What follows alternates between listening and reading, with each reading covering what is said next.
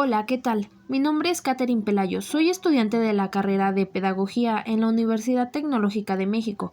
Hoy les voy a hablar un poco de lo que trata la materia de comunicación cultural y educación. Empecemos hablando sobre las características de la comunicación, por lo que es un medio básico y muy fundamental en la convivencia humana. Nosotros como humanos nos comunicamos con palabras, gestos, actitudes, emociones y demás. En esta parte entra un enunciado que es: el discurso crea al mundo al enunciarlo, ya que cada construcción de la realidad va a depender mucho de cómo sea nuestra capacidad de comprender y expresar las experiencias que tengamos. Recordemos que el lenguaje es uno de los objetivos fundamentales de toda la educación y lo podemos manejar tanto formal o informal. También mencionemos sobre las habilidades comunicativas. Estas permiten que nos incorporemos al grupo social que pertenecemos. Como tal, nos ayuda a recibir nuevos conocimientos, a tener un pensamiento crítico y también reflexivo, a expresarnos con claridad, entre más. Por lo tanto, es de gran ayuda a la comunicación. El concepto de comunicación es hacer intercambios en sentido estricto, es darle a alguien algo propio, lo que genera pues información. En este existe un emisor que transmite información hacia un receptor. En esta parte la cultura son técnicas de uso, producción o de comportamientos mediante el cual se pueden satisfacer necesidades. Mencionemos también sobre el concepto de educación, que es un carácter general y fundamental de una cultura que es ser aprendida por lo que es transmitida de generaciones adultas hacia generaciones jóvenes.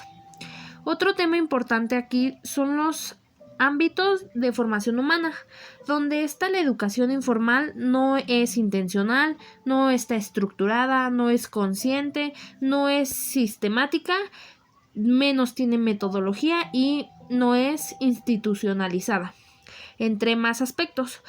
Pero por otro lado está la educación formal, que es todo lo contrario, porque es intencional, esta sí está estructurada, contiene una metodología, es sistemática, es temporal y sí está institucionalizada. Ahora hablemos sobre la comunicación en la humanidad. Esta es una necesidad humana socialmente guía de las acciones colectivas para mantener una organización social y sus instituciones, es decir, los valores, las normas o creencias, pero individualmente es una guía de la construcción de identidades. En la comunicación intervienen factores los cuales son el emisor, que es quien codifica y envía el mensaje, la codificación, que lleva la idea a palabras, a otros símbolos que sean adecuados para que se conozca el mensaje. El canal, que es el medio físico por el cual circula el mensaje. Pueden ser naturales, que es una conversación, o artificial, que es por televisión o teléfonos. También está el mensaje, que son las ideas que se quieren transmitir. La decodificación, que es el proceso por el cual se recibe la información, es decir, descifra y entiende el mensaje. El receptor, capacidades, que es la persona que decodifica y recibe el mensaje, donde las capacidades son habilidades comunicativas. Estas implican el oír, procesar información, leer, escribir o hablar. Los conocimientos, que son sobre el tema, la gente o la situación.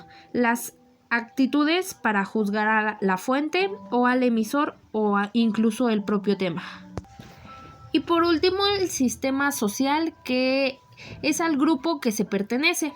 Seguimos con el código, que son los signos o sintaxis y semántica a la disposición del emisor y receptor, el referente, que son los elementos extralingüísticos que acompañan el mensaje, el ruido, que son como las perturbaciones imprevistas que interrumpen o dañan el mensaje. En esta hay 5 tipos de ruidos, los cuales son el ruido psicológico, que es el estado de ánimo producido por la situación que se vive, el ruido fisiológico, que son las molestias físicas del organismo, el ruido semántico, que pueden tener un significado confuso, equivocado o desconocido, el ruido técnico, que es centrado en el medio que se transmite como una interferencia, y por último, el ruido ambiental, que son alteraciones naturales del ambiente. Para finalizar con los factores está el contexto, que es el ambiente en donde el mensaje, para ser comprendido tanto por el emisor como el receptor, puede ser situacional, que es espacio y tiempo; sociohistórico, que viene siendo los valores y creencias; y por último, lingüístico, que es lo que se dice y cómo se dice. Pasemos con los propósitos generales de la comunicación, los cuales son 4, que son: informar, que es la función representativa. Aquí el lenguaje llega a transmitir un contenido, ocupa signos representativos. El segundo es entender, que es la función expresiva del lenguaje. Se intenta lograr el encuentro y la comprensión entre el hablante y el oyente. El tercero es persuadir, que es la función apelativa. Aquí la persona, al comunicar, quiere influir, reforzar creencias y valores, entre más. La cuarta y última es actuar. Es parte de una función apelativa o directa. Integra dirigir o llevar al oyente a un grado de motivación que lo impulsen a realizar alguna acción. Pasemos con los modelos de comunicación educativa. Dentro del aula abarca 3 áreas, que son los contenidos, que es prácticamente la información y la enseñanza que un profesor les brinda a los alumnos. El segundo son los efectos, que son los resultados o también los comportamientos que van desarrollando los alumnos. Y por último están los procesos, que es el cambio y reflexión que tuvo el alumno con el tiempo. Dentro de los procesos de la comunicación está la naturaleza social de la comunicación, donde entra la integración con miembros, que es relacionarse o conectarse; es transaccional, que básicamente la interacción o el intercambio de ideas; es dinámica, ya que fluye continuamente y hay cambios constantes, variables e irrepetibles; y por último la influencia recíproca, que es el sentido de la existencia humana. En esta parte la comunicación se caracteriza por ser un fenómeno social en constante, dinámico y alteración. Ahora hablemos sobre los primeros modelos, que son 5. El primero es el de Aristóteles. Él integra 3 elementos, que es la persona que habla, el discurso que pronuncia y la persona que escucha. El segundo es el de Harold Laswell, que él incorpora el quién, qué, a quién, en qué, con qué efecto. El tercero es el de Raymond Nixon. Él incorpora quién, qué, a quién, en qué canal, con qué efecto, con qué intenciones se emite el mensaje y bajo a qué condiciones se recibe. El cuarto, de Claude Shannon y Warren Weber, es la estrategia, que es seguir el mensaje, que es fuente, transmisor, mensaje, receptor, destino, lo cual debajo del mensaje se percibe el ruido. El quinto y último es el de Wilbur, que él suma el proceso de retroalimentación y propone un proceso cíclico. Ahora hablemos sobre la comunicación educativa. En esta parte la educación debe ser transmitida de generaciones a generaciones, para que sean hábiles para manejar los instrumentos culturales y de esa forma funcione su continuidad. Ahora también hablemos sobre los ámbitos de la educación, que es la educación formal, la educación informal y la educación no formal, como ya lo habíamos mencionado anteriormente. En las tecnologías de la información y la comunicación está la comunicación educativa, que se entiende los procesos de interacción humana que se lleva a una intencionalidad educativa. Aquí la interacción y la elaboración está conectada de significados. En esta parte se involucra el uso de estrategias para poder hablar con mayor efectividad. La educación es un proceso permanente, consciente e inconsciente. Esta se relaciona a todos y todas las actividades de la vida y ayuda a desarrollar las potencialidades para obtener un crecimiento, bienestar y felicidad. Unos puntos que destacan en esta parte es la palabra, que esta permite la vinculación entre el cuerpo y la mente; el analizar, que es un proceso comunicativo que representa la calidad del mismo; y por último la calidad, que involucra una claridad en el mensaje y Por lo tanto, debe existir un código en común para evitar las interferencias y una coherencia. Ahora bien, del lado educativo, este estimula el desarrollo de fenómenos psicológicos complejos. Se relaciona con cambios internos y conductuales, ya sea a corto, mediano o largo plazo. De tal forma, igual se hace cargo del carácter planificado, ya sea dirigido o sistemático. Y por último, tiene un objeto del desarrollo del individuo, ya sea la transformación o integración social. Vámonos por los tipos de comunicación, que vienen siendo 3, que es la verbal, que es el código, sintaxis y semántica, donde el ruido puede ser un semántico y son los tecnicismos. El sintaxis es el orden de las palabras. Ahora seguimos con la no verbal, que viene siendo la paralingüística, que vienen siendo los sonidos, volumen, velocidad, ritmo, énfasis y pausas. Kinestésica, que vienen siendo los movimientos finos, movimientos gruesos, expresión facial, la mirada, la postura, los gestos. Y luego sigue la proxémica, que es la distancia, espacio personal y lo que me rodea. Por último está cronémica, que son los manejos de los tiempos. Y el último tipo de comunicación es el escrito.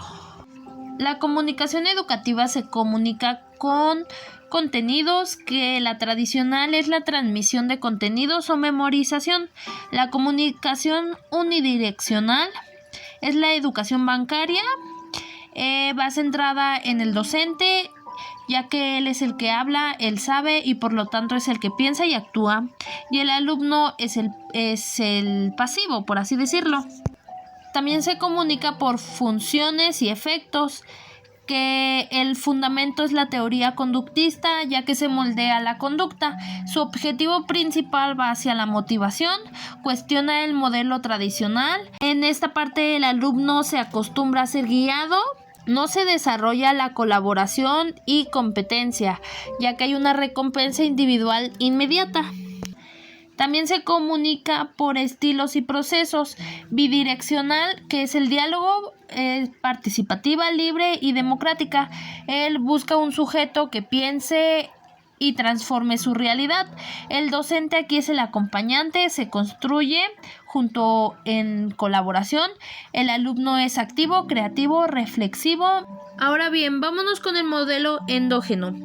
En esta parte la educación es transformadora, existe una comunicación bidireccional, el proceso es permanente, aquí se fomenta la autonomía, el error es tomado como una fuente de aprendizaje, en esta parte el docente es tomado como un facilitador, el alumno asume un papel más activo, se va a aprender. En esta parte se destaca el proceso de transformación por medio del desarrollo de competencia. La competencia refiere a que las competencias son los conocimientos, las habilidades y las actitudes fundamentales en la formación de los individuos. Las competencias comunicativas son un lenguaje adecuado, una excelente densidad conceptual, ausencia de los elementos mediadores verbal y escrita y los medios virtuales. Dentro de la perspectiva del receptor entra motivadora para el logro máximo de atención y asimilación de la información, que viene siendo el significado. Persuasiva para incorporar los procesos de transformación, que es en la forma reflexiva. Y estructurante para orientar la reorganización, es decir, transformarla. Adaptativa para que incremente la repertoria del alumno, que viene siendo la funcionalidad. Consciente para vincular la información comunicada con la nueva. Generalizadora para promover generalizaciones en sentido vertical y horizontal de la información. Y por último está la facilitadora de inteligibilidad, que viene siendo como el entender la comunicación a nivel del receptor utilizando distintos canales. Para finalizar, hablemos un poco sobre el docente. El tipo de comunicación que manejan es la comunicación verbal, que son las palabras, el tono de voz y las diferentes inflexiones. También la comunicación no verbal, que son los canales, ya que hay muchos. Entra el contacto visual, los gestos faciales, los movimientos de brazos, entre más.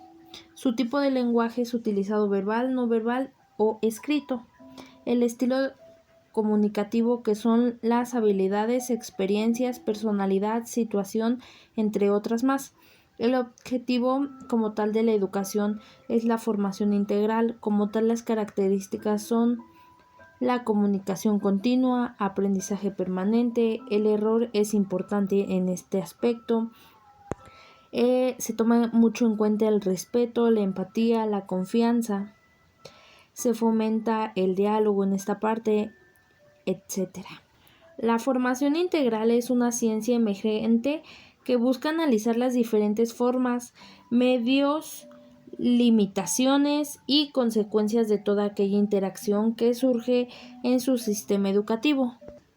La comunicación en el aula es entendida como un proceso dinámico, intencional, con objetivos claros, mediado por acciones didácticas e interacciones entre docentes y estudiantes. Bueno, pues aquí finaliza el podcast sobre qué trata la materia de comunicación cultural y educación.